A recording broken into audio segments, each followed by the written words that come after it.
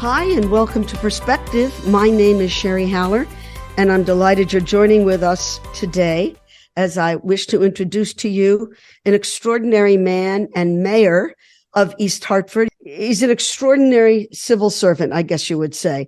And I can't wait to hear about all of the things he's doing in East Hartford, his perspective on how to govern, and all of the next steps that East Hartford is taking in its development. And I'd like to talk to him about some state policy initiatives as well. So let me introduce to you, without further ado, Mayor Mike Walsh. Mike, thank you so much for being with us today. Sherry, first off, way too kind words. I thank you for those. Thank you for having me, and I look forward to sharing a little bit about the current East Hartford perspective. So let's get after it. So let's start with you first, if I may. Sure. You have been in government for many, many years. Can you take just a few minutes of our time to explain to our listeners what your history in government has been? Absolutely. So I am 59 years old, and I got into government in my mid-20s. I had never even been registered to vote before, and I moved into a condominium in East Hartford, and my issue was condominium waste collection. At the time, there was a state Supreme Court case that was undecided. It was City of Naugatuck versus a condominium association in Naugatuck. And the question was, should the city provide the same services to the condominium owners as it does to the residents? So essentially, until that was decided, we were double charging, or at least Mike, the candidate in 1991, in his mid-20s, felt that we were double charging. I was paying a tax on the collection of waste to the town of East Hartford. And as a condominium owner, I was paying it to a private refuse company because the town would not come on the condominium's property. So I gathered a number of condominium owners together, and there were probably several hundred. And in East Hartford, that's just enough to tip the scales. So I actually took elected office in November of 1991. And the first person I ever voted for was myself. I had never been registered to vote prior to getting on the ballot. So we ultimately, my crusade ended up with a condominium user fee, which was a partial rebate of the taxes. It was about $110 per condominium per year. It wasn't a big number, but it was something. And that's how my career in public service got launched. I was originally working as accountant, a staff level accountant, a certified public accounting firm in Wethersfield. I then was scooped up by the Cigna Insurance Company in Bloomfield, where I did medical economics, risk management, corporate allocations. That was till 1997. This guy named Tim Larson, who was mayor of the town of East Hartford at the time, reached out and said, "Hey, I've got this job for you." And I said, "No, thanks, Tim. I've actually got a good job here at Cigna that I really like." So Tim's a persuasive guy. I took over as his finance director, which is a political appointment, in 1998, February 2nd, 1998, and I lasted just under 25 years. At the end of 25 years, I had worked with Tim Larson for 8 years, Mayor Melody Curry, who eventually went on to become the State Motor Vehicle Commissioner and then Department of Administrative Services, worked for Melody for 6 years, and then Marcia LeClaire took over for Melody, and I worked for Marcia as her finance director for 9 years. So I left for Governor Lamont's budget office in October of 2019. And this thing called COVID came. And Sherry, I apologize for the long story, but I have taken a very strange, circuitous route to get to become the mayor of the town of East Hartford. But when I was at Office of Policy and Management, I was an undersecretary of strategic initiatives and accountability. We did things like start up the Retirement Security Authority. We did things like they put me on the board of UConn Health, and we looked at ways to economize both their medical and dental school and their ultimately medical practice. Then COVID hit, and we were Office of Policy and Management was the governor's arm, and we administered something like $800 million to respond to COVID. So I can tell you, I was stationed at the Armory, which was the command response center. A lot of people were working from home at the time. If you recall, Governor Lamont closed the state. He said, Yep. be home, be safe. And we doled out literally hundreds of millions of dollars, 1,400 National Guard men and women, expanded hospital beds. We had 8,000 in the state. We expanded that to almost 16,000. Most of those were recovery beds for COVID patients. At the time, New York City was under fire in terms of the number of patients that they had, and it was crawling up I-91 day by day. We had to create testing. So there was a colonel in the National Guard who had a medical degree, and he coordinated the testing statewide. We opened up literally hundreds of testing stations around the state. And we had, Charter Oak Healthcare and a number of other federally qualified healthcare organizations jump in and staff those up with, doctors and nurses. We then started to hear that nursing homes were a problem. Then we couldn't get personal protective equipment. We went literally right over to China. If you remember, Bob Kraft sent his 737. And I remember that. Nearly $100 million stash of personal protective equipment, which was, gowns and shoes and, caps and face masks and gloves, the whole 9 yards. Then we started to hear in June that there would be a vaccination sometime in December. So we started to turn those testing centers into mass vaccination sites. And the first mass vaccination site that we created was at Rentschler Field right here in East Hartford. So I was there. It helped to understand the lay of the land, the police and the fire. And with 25 years as the finance director, we were able to help that roll out seamlessly with a lot of good work from a lot of other people. Long story short, Sherry, I didn't like the direction that the town was moving in. And I saw a lot of excellent management through COVID. So I threw my hat into the ring in July of 2021, secured the Democratic nomination, and was elected to office in November of 2021. And I'll stop there because I've left a lot on the table, from public accountant to, medical officer at Cigna doing medical economics, to 25-year finance director, 2 years at the Office of Policy and Management in COVID. So let me stop there and take a breath and answer any questions you may have. I really appreciate that overview, Mike, for several reasons. It's so apparent to me that all of the work, all of that extraordinary work that you've done for the years that you have been doing it, so prepared you to be a superb mayor with lots of different hats that you have to wear. And you wore those hats in the public sector and in the private sector in ways that enable you to be an extraordinary administrator of public funds now.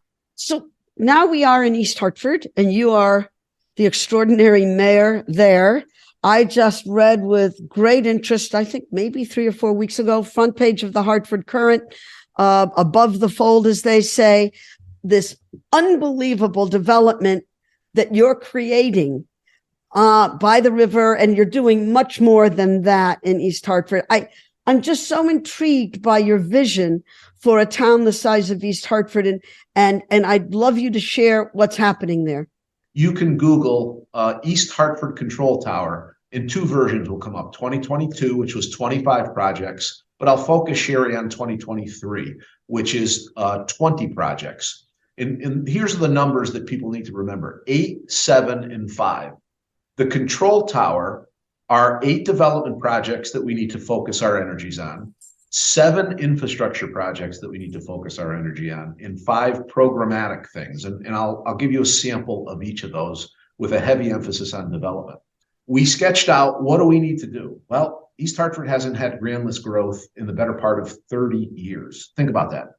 Our taxpayers have suffered the burden of stagnant growth, but our expenses rise for the last 30 years. Oh my God. So the first thing we did was we set our sights on Silver Lane Plaza. It was a dilapidated 30-year bladed project. We were fortunate to get state money, so no local taxpayer money was used. Is that very near, if I may interrupt for 1 second, is that very near Rentschler? It is about a half a mile to the east on Silver Lane, so very, very near Rentschler. We bought that through the eminent domain process, which took us almost a year. And it was simply because the owner was not investing in it. The owner did not particularly care about East Hartford, and the owner lived down in New York and the New Jersey area. We also started to develop Rentschler Field. It's called the Rentschler Field Logistics Center. It is 2.5 million square feet of warehousing space. And the two tenants that will occupy it are Lowe's and Wayfair. It will create somewhere between 1,000 and 1,500 jobs that are perfect fits for our citizens. But here's the thing, Sherry. When I talked about growing the grand list, they have already paid us $4 million of impact payment because we will run a lot of truck traffic across Silver Lane from Robert Street and I-84. They've paid us $4 million of inspection and permit fees because we have to license their buildings with a building permit. And after 5 years, they will begin to pay full taxation, and that's $4.5 million a year. Those numbers are equal to our largest taxpayer, which is Raytheon Pratt and Whitney. But additionally, where Showcase Cinemas was, who doesn't know or who hasn't attended a movie at the Showcase Cinema site off Silver Lane? That was put out of business in 2006. It moved to the Buckland Hills Mall area, and it's been a blighted, dilapidated property. Well, we raised the cinema. We're putting somewhere between 300 and 400 market rate, amenity-rich apartments in there. So they should be breaking ground by September, not too in the distant future. Not condos, Mike, apartments. So there's not enough density for condos there. So we did have to go with apartments. It brings us about $1 million of new tax revenue a year. But more importantly, Sherry, we've lost a lot of our retail component along Silver Lane. These new individuals that will be living there will bring up the per capita income, which is very low in that area of town. And we should start to see retail creep back into the area because of new foot traffic and higher per capita income. We're doing apartments by Simon Conover, we hope. We're in the middle of negotiations down along the river. We're going to densify Founders Plaza, and I will circle back to that and tell you a little bit more about that. We bought Church Corners Inn. Church Corners Inn is a rooming house at the top of Connecticut Boulevard on Main Street. Everybody knows the building if you've ever been to East Hartford. It unfortunately turned into a flop house. It was crime-ridden. We had a lot of substance abuse, mental health addiction, or substance abuse and addiction, mental health issues. And the Department of Corrections, if you had an East Hartford home address, you would be dropped off, and not a place to stay. You would be dropped off at Church Corners Inn with a voucher. So it was a bad concoction of some addiction dependencies, some mental health issues, along with recidivism, and unfortunately a high recidivism rate. And that was a volatile cocktail. Over the last 5 years, our police had to respond to that over 500 times a year. So 2,500 over 5 years. That's 2 and 3 times a day, Sherry. Our fire department responded there about 100 times a year. Some of it was simple trespass, some of it was theft, but we got into the serious crimes, sexual assaults, barricading in with a gun. We even had a fatality there when a couple of Hartford folks recognized themselves. They started a brawl, and it became the shootout at the OK Corral with one gentleman shooting and killing the other gentleman on a side street just off of Main. So simply shutting it down, buying it and shutting it down, has basically stabilized downtown East Hartford. And we're doing some other things, Sherry. We're trying to buy the post office. That's a long story I won't get into. And we're going to put about 16 houses on a elementary school site. So really quickly, those are the 8 development things. One more business-oriented question for you. I know that there are malls that are struggling. West Farms Malls to some degree is struggling, although when I drive by there, it seems to be pretty crowded all the time. But there are newer kinds of developments, like I think it's called River Walk in South Windsor. Is there any thought to an approach of that kind for East Hartford? So let me make 2 points. Then I'll kind of answer your question with a discussion, a deeper dive into the Founders Plaza densification that we plan to do. Great. So first off, I left the meeting to attend this taping with you. And we were speaking about what is the future of office space post-COVID. And it scared me when I heard that in LA, Class A office space, skyscrapers are being turned back to the bank. Now, that rings true here in East Hartford as well, although we don't have a lot of Class A office space. But Pratt & Whitney, Raytheon, 75 to 80% of their workers, which is an enormous engineering crowd, are now working at home. Well, you know what? That hurts East Hartford. They'll still be paying the same tax bill, but now they're looking at demolishing some of their buildings to basically contract their tax base. And the people that need a breakfast sandwich, Augie and Ray's is a staple of our community.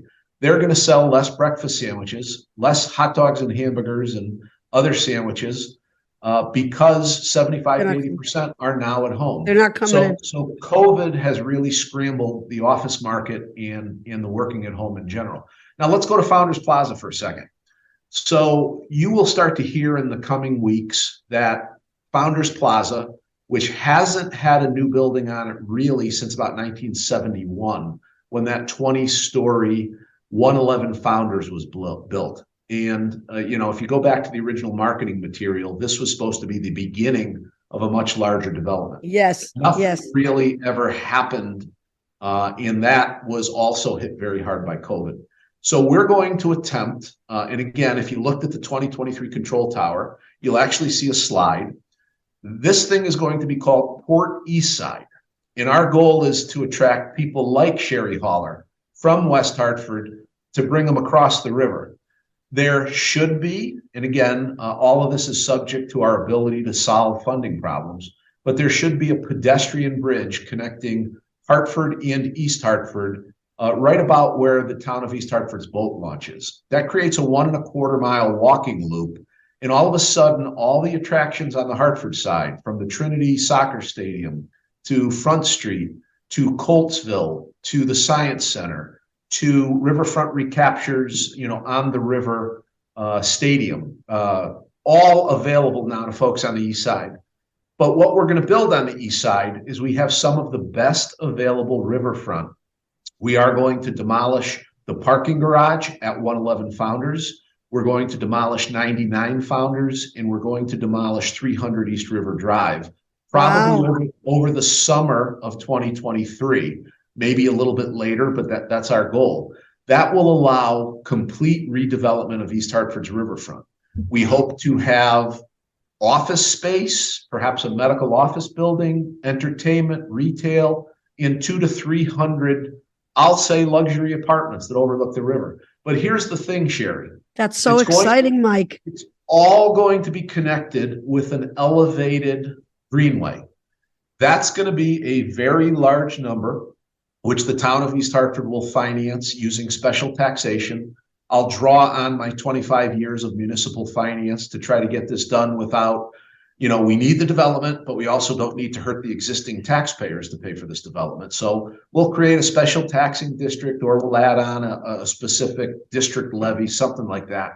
But we'll pay for this elevated greenway, and we'll recapture all the space at about the 1-story mark. Think of, the food district in New York City, or, those places where there's no more space. They create a platform. That's exactly what we're doing. You'll be able to walk in that 1.5 mile walking loopway and expose yourself to culture in retail and a greenway. Maybe it's a carnival, maybe it's ice skating during the winter, but all of that will begin to take shape, starting with the demolition. It'll take us 3 to 5 years, Sherry. It's not going to be quick, but it's a difficult market to develop. But we've got some great partners, which we're going to name in the next, say, 30 to 60 days. But I was just over in West Hartford with the architects, and the plan is coming together nicely. I'll introduce it tonight officially with a letter of intent to the East Hartford Town Council.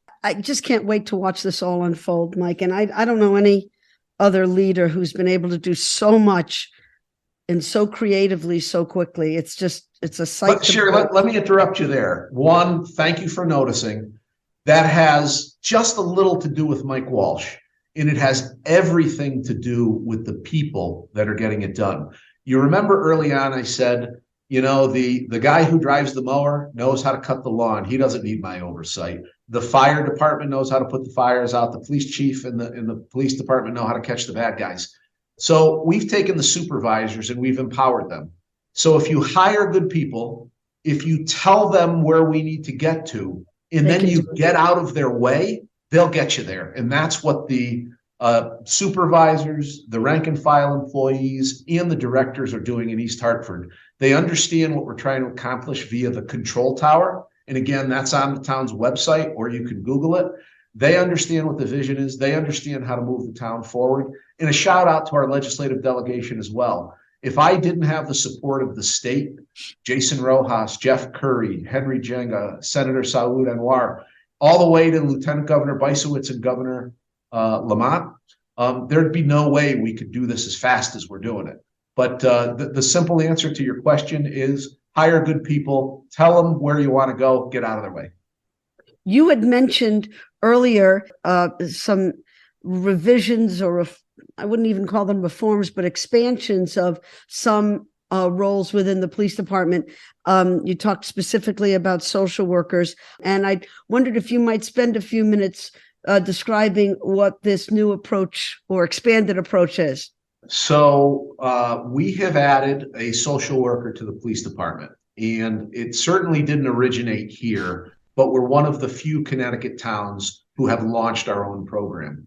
And we used American Rescue Plan Act money, and it's funded through 2026. And I think it's going to be so worthwhile that we're going to embed it in the budget as our grand list grows and we don't further burden our taxpayers.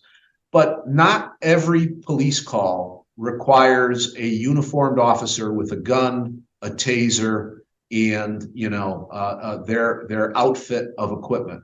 I love every one of our officers dearly. They can be intimidating.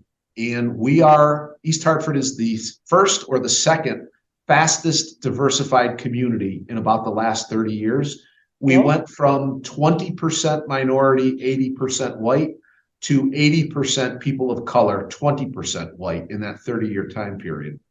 I certainly don't think I understand what a person of color feels. I know how I was raised. I know the exposures that I had. But I pay attention and I put stock in the fact that if you are a person of color, you may not have been felt like you've been treated fairly or equitably by police in the past.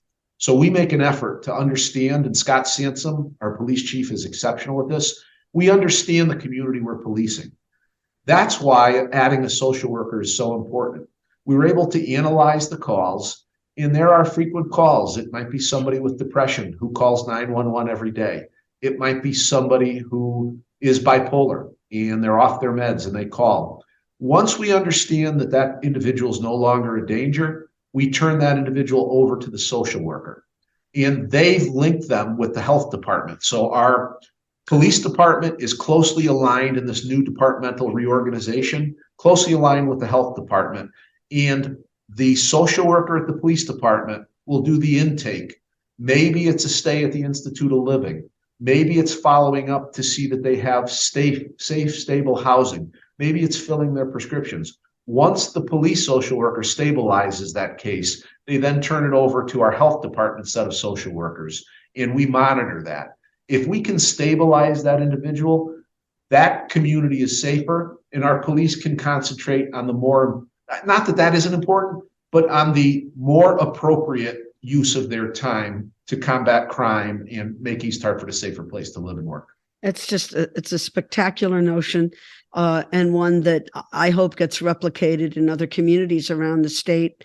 What have I not asked you, Mike? I know our time is running out and I wish I had another hour to spend with you, but what, and I hope actually that in a few months, I might invite you back and you can give us a progress report on how far things have gone. But what haven't I asked you that you think our listeners should know about? Well, you know what? I definitely, this is more of a statement on our nation in general, Sherry. I am not political at all. I've explained that I am a Democrat. I was elected to office. And some people will roll their eyes. Well, I was a Republican in the early 90s when I told you that condominium story. And for a short period of time, I was a Republican town chairman in East Hartford. But for me, it's about treating people individually. And what I had said when I got elected in November, and I addressed the town council because the mayor kicks off the new 2-year cycle by creating a town council and everybody gets sworn in. I reached out to the Republicans and I said, you will know everything at the exact same time the Democrats do. You will be treated as an equal partner. You will not be treated as the minority. This is about East Hartford. This is not about Democrat or Republican politics. Now, they have some weightier issues on a national level. They have gun control that they should be looking at. They have abortion rights that we're in the middle of a whole bunch of other things. I have the luxury, Sherry, of not having to deal with those things on a local level. So I understand that I can be a little bit more apolitical. But Connecticut's a great state. East Hartford's a community on the rise. And it ain't because I took office in November 21. It's because I've got some great people. And if you point them in the direction that the community needs to move, they get it done. So I'm proud of East Hartford, proud of the state of Connecticut. And I just wish we would turn the volume down on the national conversation about politics. Amen to that for sure. It's so refreshing to talk with you, Mike. I look forward to having you back again. It's just, Sherry, I couldn't have been happier to tape this segment with you. Your words were far too kind. We are doing some interesting and cool things here in East Hartford, and I look forward to continuing to work with you as we have great ideas that we can synergize together. that sounds great. Mayor Mike Walsh from East Hartford, thank you so much, sir. We'll talk again soon. Take care, everybody. Thank you for joining us. You've been listening to Perspective, where my guest today has been Mayor Mike Walsh of the town of East Hartford. I'm Sherry Haller, your host. I hope you'll join us next time. Bye now.